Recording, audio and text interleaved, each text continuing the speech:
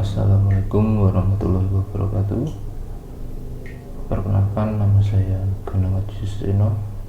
NIM saya 122111346 dan saya akan mempresentasikan makalah saya yang bertema konservasi satwa liar dengan judul Upaya Pelestarian Harimau Sumatera di Indonesia.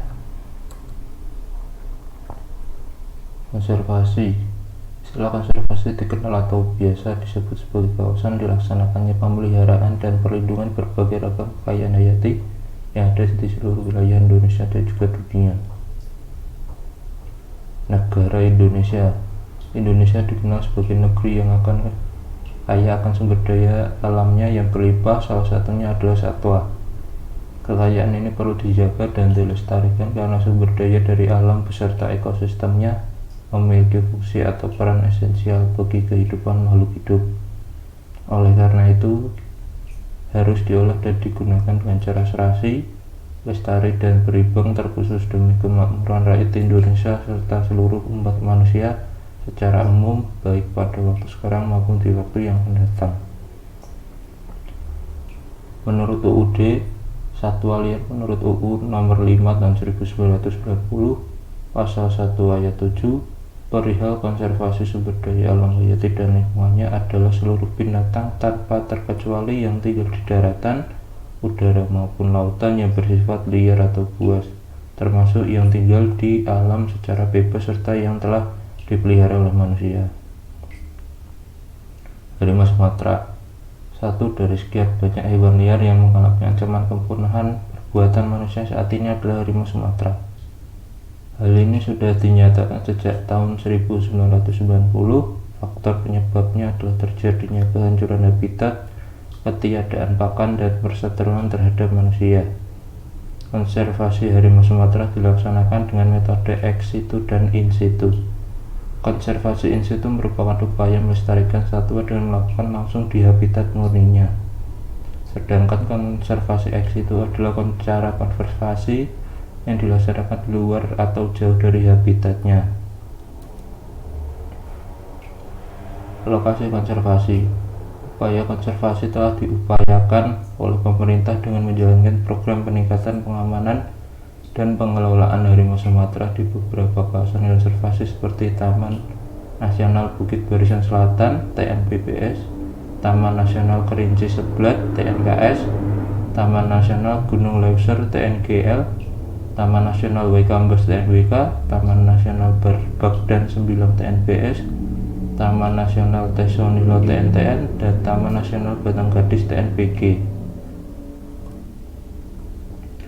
Kementerian LHK dan para pihak memberi pengayoman dalam kegiatan berupa peningkatan kualitas SDM, patroli perlindungan habitat dengan skema RBM (Resource Based Management), restorasi dan pengembangan koridor, monitoring populasi, dan mitigasi politik. Upaya hukum. Selain upaya konservasi, pelestarian, dan pelindungan terhadap harimau Sumatera juga diupayakan dengan proses hukum, yaitu dengan memberikan tegas bagi para pemburu harimau, baik itu dilatar belakangi faktor ekonomi, terjadinya konflik antara manusia dan harimau, dan bahkan kurangnya partisipasi masyarakat. Pelestarian hutan dan satwa langka dilindungi.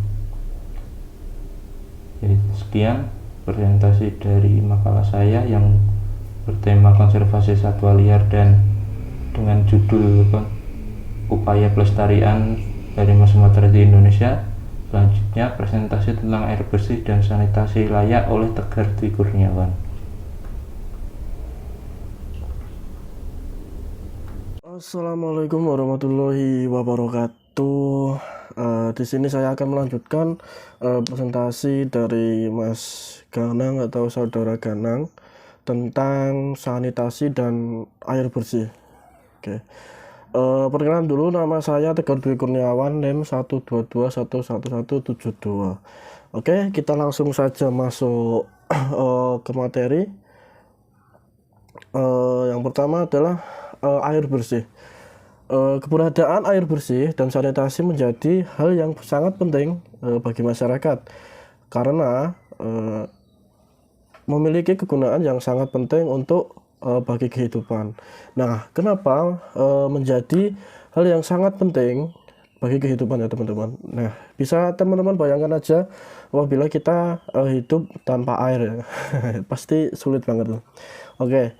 Karena kegunaan air itu sendiri itu digunakan di dalam berbagai kegiatan, antara lain mandi, mencuci, masak, dan sebagainya. Nah, air juga untuk konsumsi sehari-hari, maka dari itu kualitas air itu juga harus kita perhatikan, seperti itu. Nah, untuk di negara Indonesia sendiri atau di negara kita sendiri itu berdasarkan Peraturan Menteri Kesehatan Republik Indonesia nomor 416 garing Menkes garing 9 garing 1990 ditegaskan bahwa air bersih adalah air yang dapat digunakan untuk keperluan sehari-hari dan kualitasnya memenuhi syarat kesejahteraan untuk diminum, seperti itu. Jadi air itu adalah sumber kehidupan bagi setiap insan gitu teman-teman. Jadi air itu juga merupakan pemberian Tuhan yang wajib kita jaga agar tetap lestari. Untuk itu, karena itu kita sebagai manusia harus mempunyai kesadaran dalam menjaga pelestarian kualitas air. Jadi air bersih itu kalau teman-teman tanya ciri-ciri air bersih itu apa aja sih kan? Kalau ciri-ciri air bersih itu sendiri mempunyai ciri adalah mempunyai tampilan yang jernih, tidak berwarna dan tidak berbau. Dan yang terakhir adalah memiliki rasa yang tawar. Oke. Selanjutnya kita masuk ke problematika atau problem. Jadi masalah air bersih ini dan sanitasi adalah masalah yang melibatkan beberapa komponen. Sebagai contohnya adalah masyarakat. Nah, kenapa kok bisa masyarakat? Nah, di sini dijelaskan bahwa salah satu penghasil sampah, teknologi, pengelolaan air bersih dan sanitasi yang dapat mempengaruhi masyarakat gitu. Jadi maka dari itu masyarakat mempunyai keterlibatan yang sangat penting untuk mengelola sanitasi dan air bersih gitu.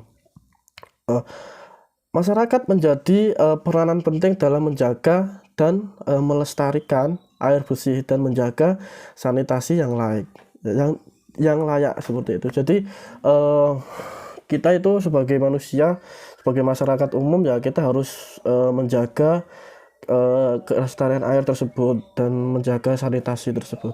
Oke, kalau sanitasi sendiri menurut Undang-Undang Nomor 32 Garing 2004 tentang Pemerintah Daerah dan Undang-Undang Nomor 33 Tahun Garing 2004 tentang perimbangan keuangan antara pemerintah pusat dan pemerintah daerah, maka pemerintah daerah bertanggung jawab penuh untuk memberikan pelayanan dasar kepada masyarakat di daerahnya masing-masing, termasuk pelayanan air bersih dan sanitasi sendiri ini, gitu teman-teman. Jadi pemerintah juga itu berperan juga dalam pelestarian air bersih dan sanitasi yang layak seperti ini.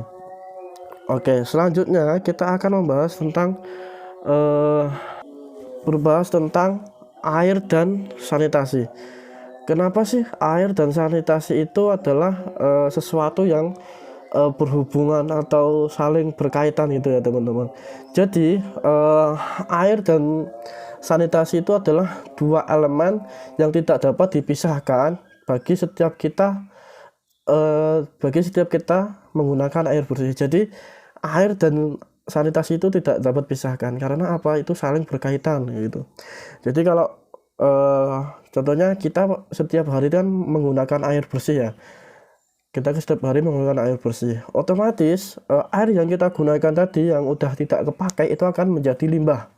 Nah, tidak kurang dari 85% air yang kita gunakan sehari-hari itu menjadi air limbah sungai. Sebagai contoh, kita menggunakan air bersih untuk mandi, minum, dan cuci kakus.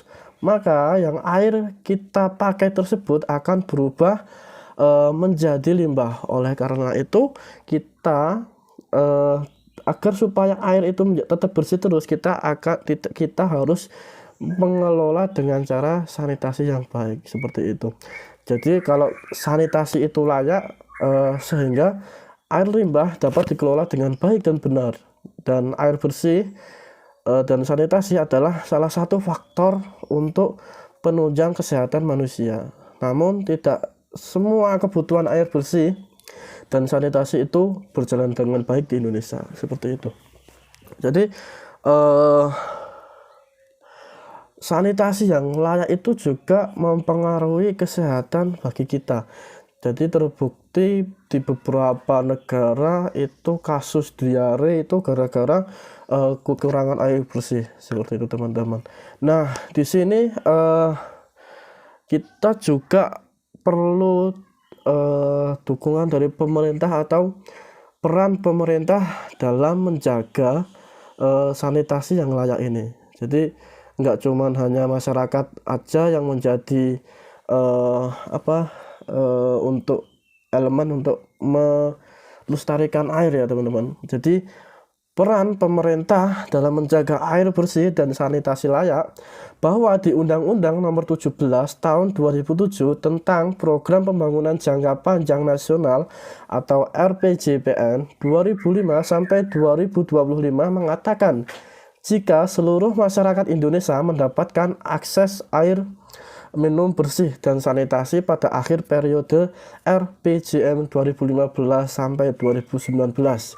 Jadi, program air bersih dan sanitasi layak ini merupakan agenda 2030 dalam pembangunan yang berkelanjutan, yaitu The 2030 Agenda for Sustainable Development atau yang biasa disebut SDGs. Nah, SDGs itu apa ya?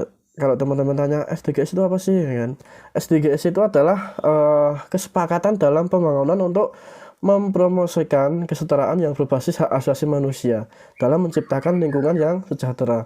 Jadi ada beberapa target dan tujuan adanya SDGs ini. Antaranya yaitu adalah pada tahun 2030 harus mencapai air minum yang aman dan terjangkau bagi semua secara global dan merata. Dan pada tahun 2030 kita harus mencapai kebersihan dan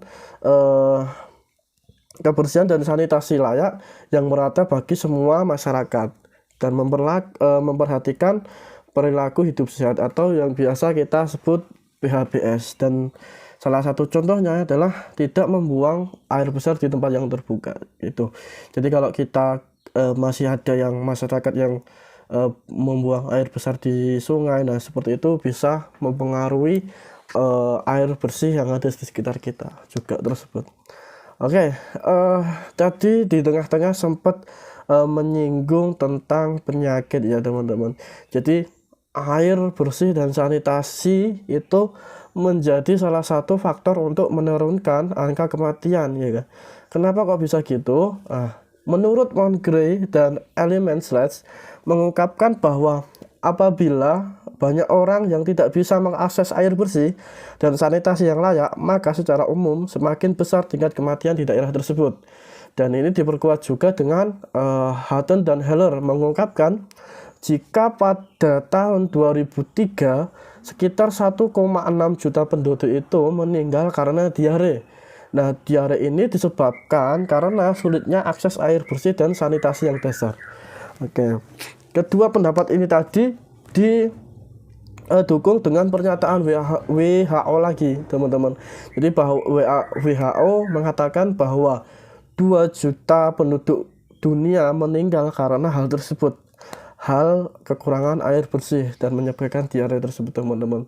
Jadi jika akses terhadap air bersih dan sanitasi dasar diurus dengan baik, maka secara otomatis itu akan menurunkan kemungkinan terkena penyakit yang berisiko kepada kematian. Oke. Di Indonesia sendiri, kualitas air bersih dan sanitasi dasar itu belum dikatakan baik. Karena apa? Karena masih terdapat 69 juta masyarakat Indonesia yang belum memiliki sanitasi yang layak dan 55 juta penduduk Indonesia belum memiliki akses terhadap air bersih. Jadi di Indonesia sendiri belum semua masyarakat Indonesia itu menikmati sanitasi yang layak, menikmati air bersih. Jadi masih pembuangan limbahnya itu masih belum optimal atau belum teratur gitu, teman-teman. Mungkin itu sedikit pembahasan tentang air dan sanitasi, dan tadi juga udah dijelaskan mengenai kenapa air dan sanitasi adalah satu elemen yang sangat berkaitan gitu ya. Jadi kalau air bersih itu tidak akan mungkin dipisah dengan sanitasi seperti itu. Jadi kalau air bersih dan sanitasi itu adalah satu elemen yang saling berkaitan. Oke. Mungkin cukup itu dulu materi pada kesempatan kali ini yang bisa saya sampaikan dan rekan saya sampaikan tadi di awal. Apabila ada kata salah atau ada kurangnya, kami mohon maaf, dan apabila ada lebihnya itu datangnya dari Tuhan Yang Maha Esa. Seperti itu, akhir kata wabillahi taufiq wal hidayah. Wassalamualaikum warahmatullahi wabarakatuh.